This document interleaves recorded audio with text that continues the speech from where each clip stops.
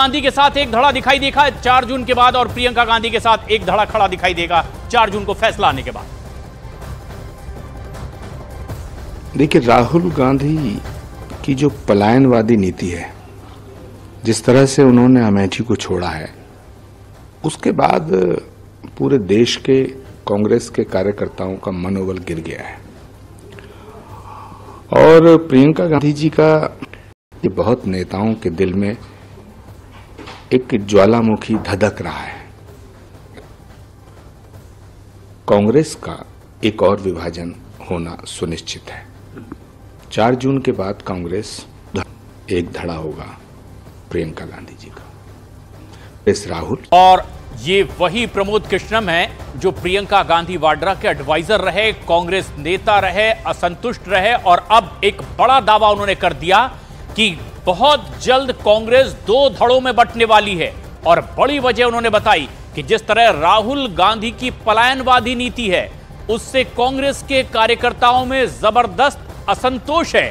प्रियंका गांधी के चुनाव लड़ने की उम्मीद कांग्रेस कार्यकर्ताओं को थी, लेकिन आखिरकार ऐसा नहीं हुआ, और इसीलिए 4 जून के बाद कांग्रेस 2 धड़ों में बटी दिखाई देगी उन कार्यकर्ताओं की वजह से जिनके भीतर ज्वालामुखी धधक रहा है। एक बड़ा बयान दिया है कल की पीठाधीश्वर और पूर्व कांग्रेस नेता प्रमोद कृष्णम ने।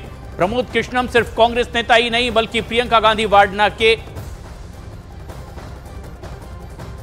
बेहद करीबी रहे और उनके एडवाइजर भी रहे। लेकिन प्रमोद कृष्णम का एक बड़ा बयान आने के बाद सुप्रिया श्रीनेत ने क्या बयान दिया, वो भी सुनिए। पार्टी छोड़ के जा चुके, उन पर मैं बात करके अपना समय क्यों जाया करूं। मेरी लाइफ का एक सिद्धांत है, जो बीत गई सो बात गई। दूध की मक्खी की तरह जो छोड़कर चला गया, जिसको निकाल दिया, उस पर क्या टाइम वेस्ट करना। सुप्रिया श्रीनेत कह रही हैं कि इन पर रिएक्शन देना भी वो वाजिब नहीं समझती, और ऐसे में प्रमोद कृष्णम का यह बयान बेहद अहम है, क्योंकि वो खुद कांग्रेस में रहे, प्रियंका गांधी वाड्रा के बेहद करीबी रहे, उनके सलाहकार रहे, और अब वो कह रहे हैं कि कांग्रेस के कई कार्यकर्ताओं को उम्मीद थी कि प्रियंका चुनाव लड़ेंगी, लेकिन ऐसा नहीं हुआ, और अब 4 जून के बाद कांग्रेस 2 धड़ों में बटेगी।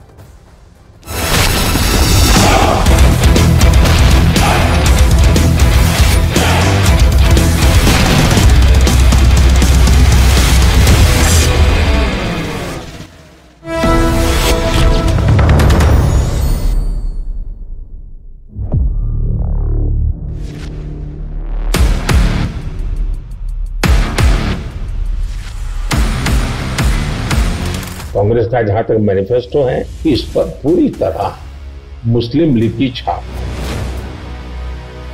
अगर ईडी सीबीआई से चुनाव जीते जाते तो ईडी सीबीआई का काम तो इतने सालों तक कांग्रेस ने किया है। आज उत्तर प्रदेश की और देश का हाल ऐसा है कि बड़े बड़े नेता लोकसभा के मैदान से भाग रहे हैं, राज्यसभा का रास्ता खोज रहे हैं। एक भी केस ड्रॉप नहीं किया गया। जो अदालत कहेगी वही होगा। अब मुझे देश को तीसरी आर्थिक महाशक्ति बनाना।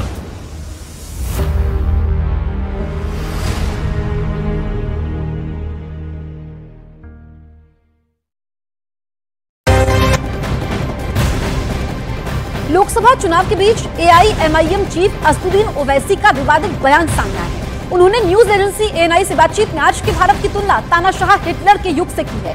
इतना ही नहीं, एएनआई को दिए इंटरव्यू में उन्होंने भारत में मुसलमानों की स्थिति को हिटलर के युग के समय जर्मनी में यहूदियों जैसा बताया है। असदुद्दीन ओवैसी के इस बयान पर बीजेपी ने बड़ा पलटवार किया है। बीजेपी ने ओवैसी पर धर्म के नाम पर राजनीति करने का आरोप लगाया है।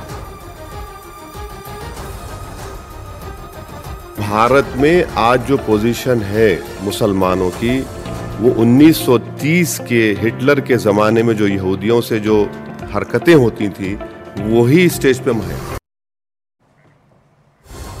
इधर असदुद्दीन ओवैसी के विवादित बयान पर बीजेपी ने जोरदार पलटवार किया है। उनके बयान को नफरती करार दिया है। सारी देश में हिंदू व मुस्लिमों एक ही है।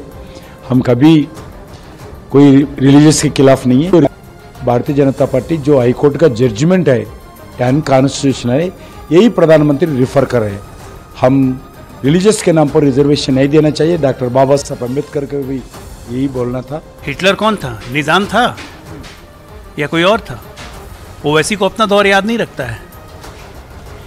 जरा याद गिना दे तो कितने मुस्लिम देशों में लोकतंत्र है। बहुत हिटलर की बात याद आ रही है। इतनी ही हिटलर शाही है तो इतना बोल कैसे पा रहे हैं?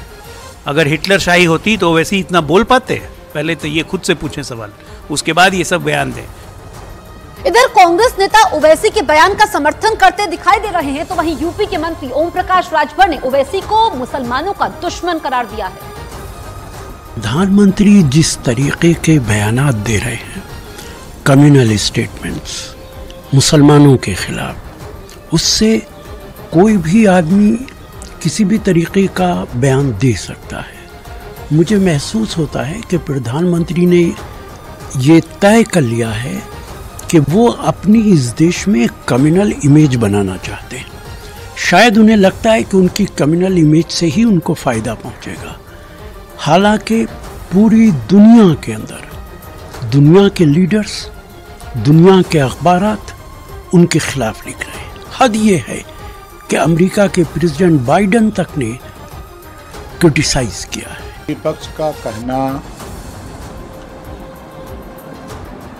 जो है वो एक तरह से उनकी हताशा और निराशा है। सच्चाई जो चीज़ है, मुसलमानों का असली कोई दुश्मन है तो कांग्रेस, सपा और बसपा है।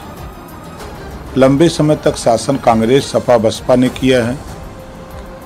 बीजेपी से नफरत सिखाया तो कांग्रेस, बसपा, सपा ने सिखाया मुसलमानों को।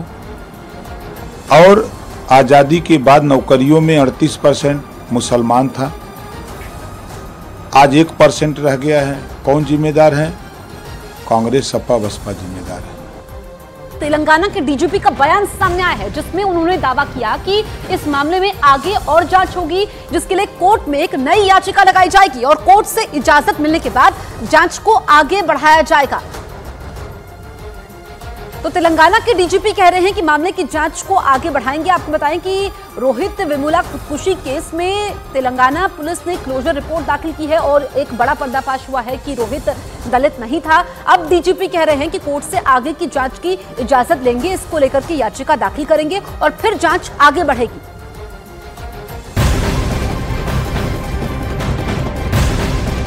तो रोहित वेमुला खुदकुशी केस में पुलिस की क्लोजर रिपोर्ट में बहुत बड़ा पर्दाफाश हुआ है। पुलिस की क्लोजर रिपोर्ट में दावा यह है कि रोहित वेमुला दलित नहीं थे, उनकी मां ने उन्हें एससी का सर्टिफिकेट दिलवाया था।